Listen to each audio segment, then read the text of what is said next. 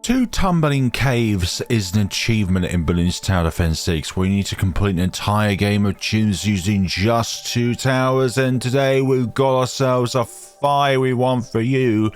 It's with Pop and or Mortar Monkey paired with the Carpet of Spikes. No, not you. You are too expensive and needy. So where are we going to put you? Well, you know what, I'm going to put you on here, and at some point we're going to free the Cave Monkey, because freeing the Cave Monkey does not count as another tower in the game. When you go to the victory screen, you'll see that the number of towers I put down will be 2, and the number of powers put down is 0, because hey, guess what? Powers is disabled in Chimps, including the new Cave Monkey power, which you can get in the game as of update 50. Because you didn't get it as a power, you got it as a map feature. I hope we're clear on that, okay? Round 9 is always a very interesting round where every single balloon on the screen is a green balloon, and sometimes they do just love to get past your explosive radius. Can we do this? I hope we can, otherwise it may take some fetillane. Yeah, it may take some fetillane. Some fetillane! Some fetillane!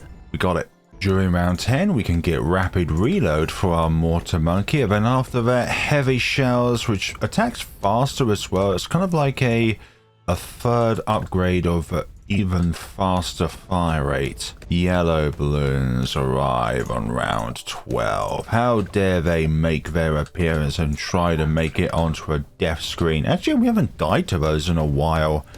Throughout the channel recently, we haven't really died to yellow balloons a whole lot.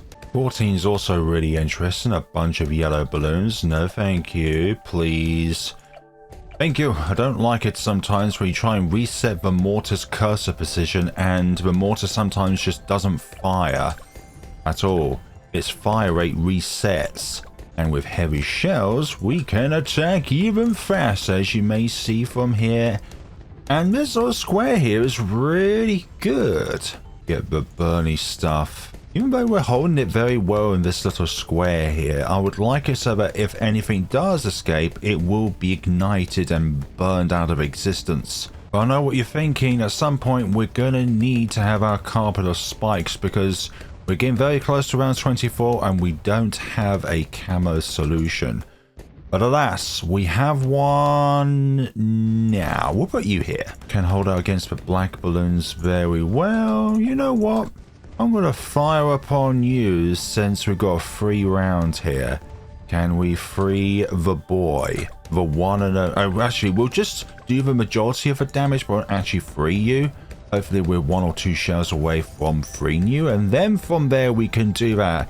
Imagine if I free the Cave Monkey, but because I put a tower on top of it, it just automatically deletes the tower. What a troll. What an absolute troll. Okay, round 27. 1, 2, 3, 4, 5, 6, 7. It took 7. Not the best spot though, so we'll restart the round. 5, 6. Okay, we're going to stop there so that the next shell is the one that's going to break the Cave Monkey from his icicle prison. You will be free. Do not resist. Okay, lead balloons. What can we do here? Okay, free you. Actually, you know what? I'm going to accept that, because you can hit at the beginning here and then over here as well. The little square here would be very nice, but I'm not complaining. I am never one to complain. After all, we may not have a frozen over with the Cave Monkey. Round 33, a round which we just don't need to do anything. The Spike Factory is doing everything in which we need it to do. Here's a question for you. How do you manipulate where the Cave Monkey will spawn on the map here when you free it? Because it's like, it can only spawn really within this little square here, or along this area over here, and sometimes probably over here as well. So it's only within these 3 sort of spots where the Cave Monkey will appear. Doesn't spawn anywhere later on in the map, doesn't spawn near the end of the map, only spawns around the beginning, which is rather bizarre. But I'd just like to know if there is some way of manipulating where the Cave Monkey spawns. Is it something to do with the balloons which are nearby? Right, artillery battery is online, and the next thing we're going to get is Spike Storm, because there are going to be some rounds in which we need that ability to produce even more spikes, because the spikes that this beam produces just will not be enough for all of the camo balloons. But artillery battery, I love the visuals of 042 artillery battery. It looks like it has 3 active volcanoes on the go. This is a 2TC. And you see 3 towers on the field because this is not a tower, it is a map feature. Just like the statues on Dark Dungeon is a map feature. Just like the swords on Ravine, sorry, the sword on Ravine is a map feature. Just like the rocket on Tinkerton is a feature. It is made of steel, but I don't think there's any fairy-esque about the rocket on on Tinkerton. I get the Spike Storm, that's brilliant. Wait for the ability to come back. I always like to buy Spike Storm first before getting White Hot Spikes, because White Hot Spikes is not really necessary until round 59. But we're getting it anyways because we're getting Pop and Ore next, because Pop and Ore can pop camo balloons when its ability is active. Just a shame that over time the Pop and Ore has lost its bonus bad damage, which is why nowadays the slightly better single target damage option is the Bernie stuff, and we had just the correct number of spike piles at the back of the track and some more as leftovers to handle all of the camo regrow purples. Round 49, done and dusted. You do stun the Moab temporarily, which is nice. In a way, it takes them slightly more time to get to the exit. And here's the second one, which will bite the dust. Okay, round 51. Need to time it so that the majority of the track is covered in these camo ceramics. And what I'd like to have at the very end is, yeah, like this. Some red balloons to extend the duration of a round, which means we can get our Spike Storm back that bit sooner. It's not always necessary, but for some scenarios it could be the key between victory and, well, perhaps to dying to a possible yellow balloon. Round 53 is the same, but we just need it for the beginning of a round so that we can extend the duration in which the camo pink balloons make it to the end of the track, so that then it has enough of a spike piles, if that makes some sense, in order to actually deal with the rest of the camo pink balloons on the round. You always want to make sure that your mortar is doing the majority of the damage, so that if anything does linger, like let's say camo balloons, then it can do its job properly. Yeah, the Bernie stuff damage over time is quite powerful. Even like heavy shells can nearly instantly kill a ceramic when you just hit it once with a shell and just let its Bernie stuff do the majority of the damage. Another one where we need to Spike Storm the track that might be a bit too early. And no, that's good actually. Sometimes I like to feel like that I might have done it too early or too late. I just really want the ability back as soon as possible, okay? We need to use it, but we also want it back. Round 58. This could be a very important round since there's lots of spaced out Moabs. In this case, I'd rather have it so that all of the Moabs are as close to each other as possible because we're using a mortar. But in other scenarios, I like it that all these Moabs are spaced out. If you've not yet subscribed to the channel, I do understand. It takes time to earn your worth, as like with any content creator. But if this is your first time watching one of my videos, then welcome to the channel. Happy to have you on board as we climb ever so closer to 100,000 subscribers. We're only just over 1/8 of the way there, but I believe we can do it, and the sooner we can do it, the less videos I have to compile through in order to find every single time I've died to specifically a yellow balloon. Not anything above, not anything lower, specifically yellow balloons, because I die to yellow balloons a lot, and I do go on about this a lot, but it's very important that if you enjoy my videos, then please do hit that subscribe button as we wait for these red balloons to escape the track. Just these two legs that could threaten us, and that was not a threat. But if you didn't use Spike Storm on that round, then they would all just they would easily go through our spikes there.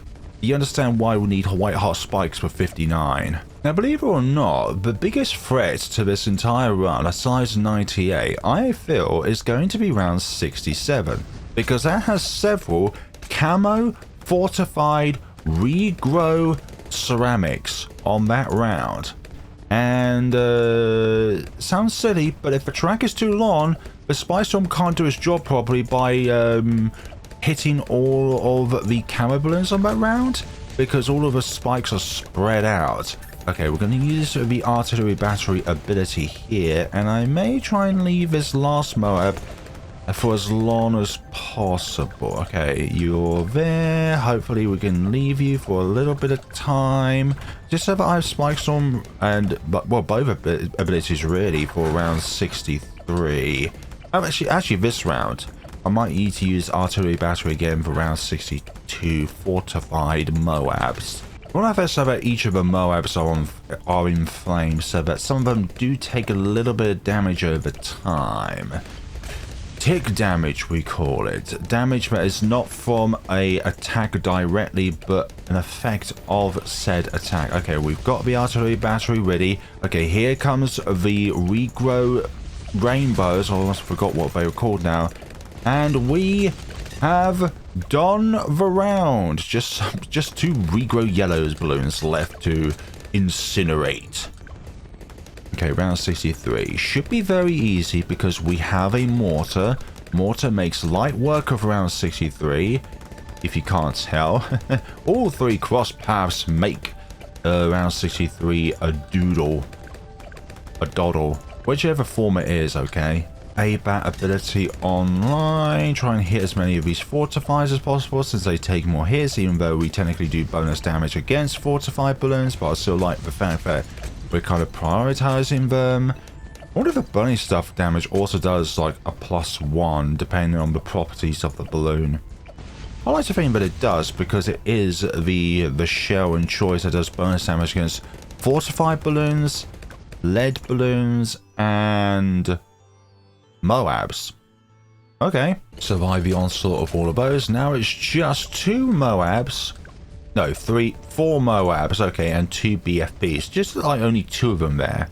Well, I thought to myself there was more on this round than what I was led to believe. It's just the cave monkey stunning them. Okay, we're going to activate the artillery battery ability, and we have ourselves a successful time. Now we're going to need to use the Spy Storm ability as early as we possibly can on round 66 because we need it back for round 67. Hopefully. Because you alone will not be able to do it unless it's on like the longest of maps. Or maybe let's try and do it without using the artillery battery ability because we have Cave Monkey stunning these Moabs. Okay, looking good so far. Okay, holding you off. They're being engulfed in flames, which is good, which is very good. Okay. Because any past ones I've done with this combination as like a entrance to the index, I feel like I need to use Spike Storm on the earlier parts of round 66 just so that we can just focus fire our mortar shells on these fortifiers. But it looks like this map might be long enough, and with where we have our cave monkey, we've got it settled. I like to think we've got it settled. Okay, they're bandaged up. Good. They're now ceramics. Good. Good. We didn't need Spike Storm. Okay, I was being stupid there. We can actually do it without it. Okay. We need to wipe these out as quickly as possible because we want the entire pits just to be filled with these camo fortified regrow ceramics. And are we going to do it? Hopefully. That looks... no, they grew back into ceramics too quickly there. Yeah, that's the thing, because we need to time it exactly right so that you pop them all, but it's just... It's kind of like you're trying to boil a saucepan full of water. You know where it's going to bubble, but you don't know where it's going to bubble. Same with Spike Storm ability. You know it's going to lay spikes everywhere, but you don't know exactly where. I hope that analogy makes sense. Okay, try this again. Whittle you all down. We know the story. And probably use it slightly earlier on in the round. there are a few loops around the track here, and that is much better. The spread of the spikes on that time around was much better. And take you all down. Thank you! There's no Paradise City for you, balloons. Only death via shells or by only 1% of Lego's potential on hurting you. Yeah, a block of Lego is absolutely lethal if anybody knows what it feels like to tread on a brick of Lego. You know how painful it is? Okay, we're going to use Spike Storm as well. Or we may have enough Spike Paths at the end of the track to just win all of this. Yeah, we winged it! We absolutely winged it!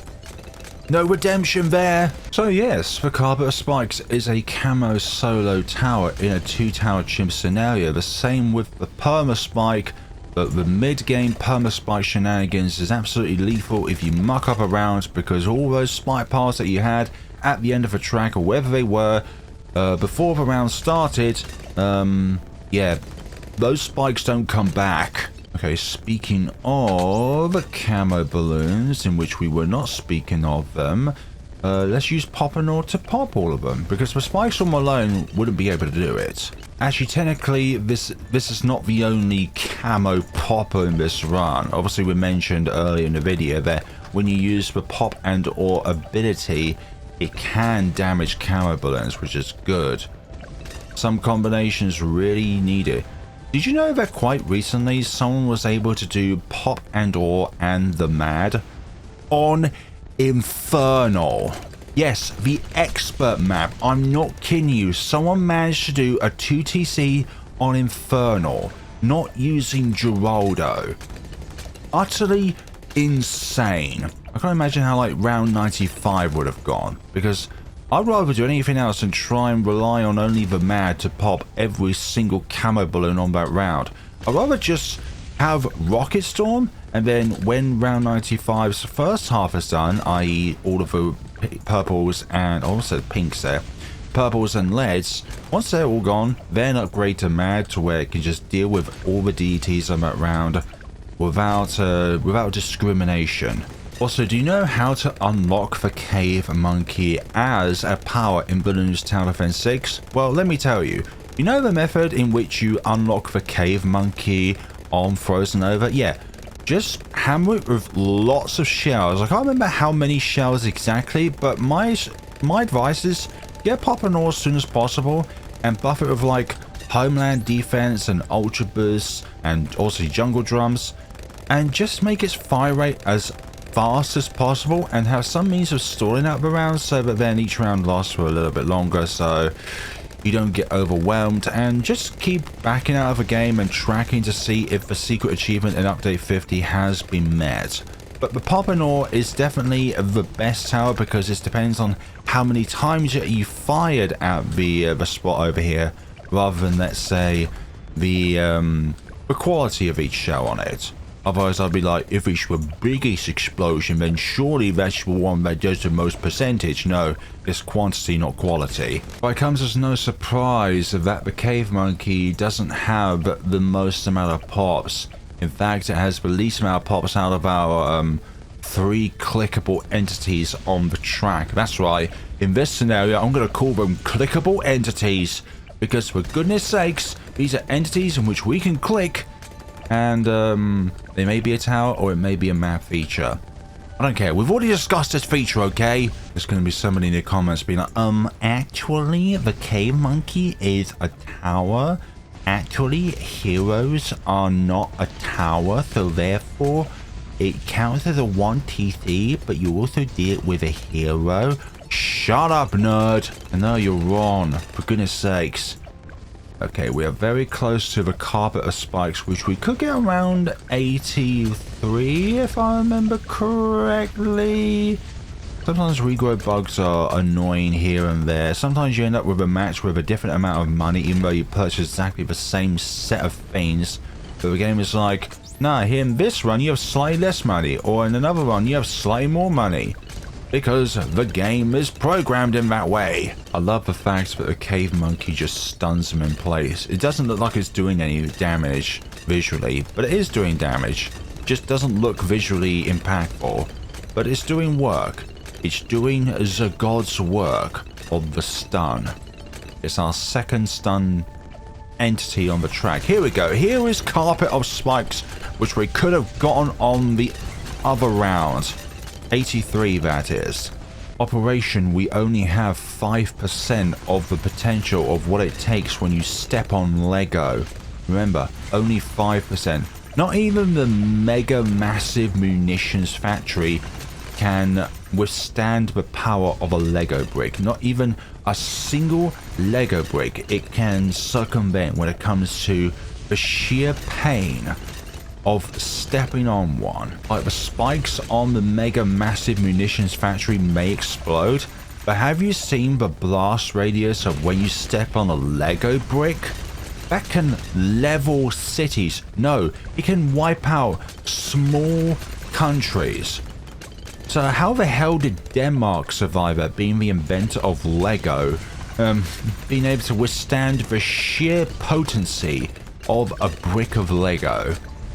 They are built different over there. The materials they use for their buildings are so different over there. Perhaps all of their buildings are made out of like a different kind of Lego brick that can withstand the blast of the Lego bricks that would actually explode, which is all of them. But for some odd reason they managed to perfectly craft it so that the Lego brick doesn't explode. What I'm trying to say is I'm over exaggerating here, okay? This video, 50% balloons, 50% Lego. Flare balloons 2025. 91 has some ceramic propellation annoyances. 92 is definitely one of the rounds of all time. These fortified Moabs are no joke. These are really annoying sometimes, as the fortified feature on them is more scary than the rest of them. The rest of it, I mean. Just the CMGs left.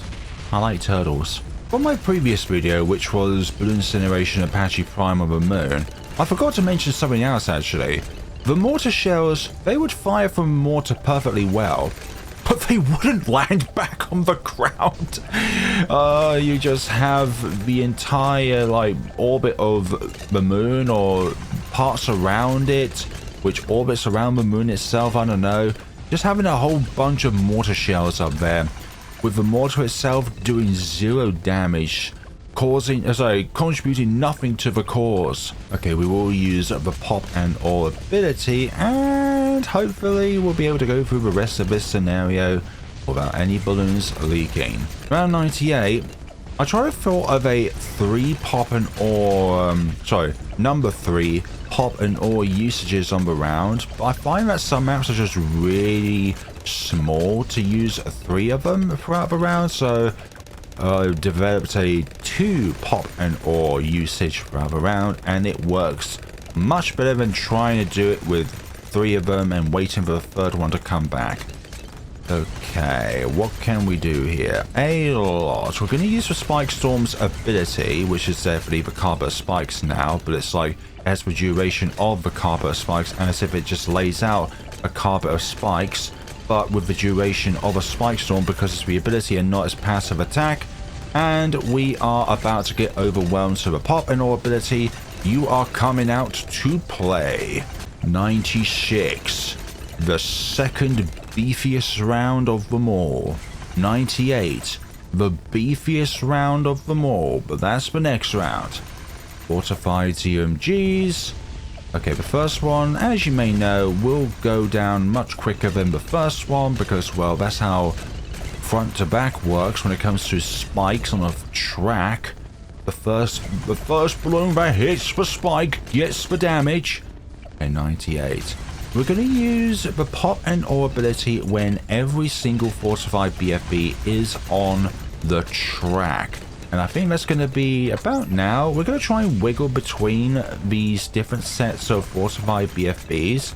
We want the fortified BFBs to be done and dusted as soon as possible. It sounds crazy, but in a way we do want these ceramics to hit all of these spikes because they have a duration. At the same time though, we don't want too many of them to succumb to trying to get through all of them, otherwise we just will not have a chance. Okay, we're going to use the ability now. Have a fresh set of spikes on the track. And that, I think, has popped all of the fortified ones, if I'm not mistaken. Okay. I'm going to pop some of these Moabs, and we're going to try and hold out the rest of around here. As we are only popping the Moabs, with the BFBs left, we're going to try and stun them and pop them. Actually, you know what? We're going to try and get all of these down to Moabs, and then we're going to initiate the second pop and ore ability. Okay, here we go, here we go, here we go, here we go. Cleanse round 98 of all of the vermin. Okay, and there we go. That is round 98 cleared. First attempt on round 98. Now it's just round 99. Fortified DETs. You don't do anything against me. My spikes will prevail through each and every single one of you lousy fools. And no, we don't have sharks on, because their decamo method of when their visuals change is much more subtle than most other skins. I like the magpie skin. It's actually probably my favorite skin of the DDT, because DDTs are sneaky and magpies like to steal stuff. Here we go, here we go, here we go. And we have ourselves a fresh set of spikes onto the track here. And we have ourselves a 2TC with the pop and ore and the carpet of spikes. Yeah, let's just let the other thing do the rest of the what. How was that calculated? We're missing 1,000 damage or so. What the hell? I don't know if that to do with the extra damage that the heavy shells part of this does when it comes to the fortified stuff, but that shouldn't be the case. Bonus damage should not be able to take away from the total damage.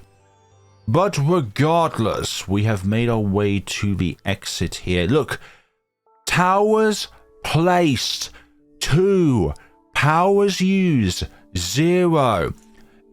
This is not a tower. Stop with your comments saying that it is a tower. It's not. It's a map feature. Would you stop doing that? Random Reddit user 426.9 million. Anyways, thank you all so much for watching, everybody. Hope you all enjoyed this video as much as I have had creating it. And shall see you all in the next video. Let me know what combination you'd like to see me do next. Perhaps we can revisit the biggest one in carpet spikes now that you can get a mortar down on round 6. Thank you all so much for watching, everybody, and take care of yourselves.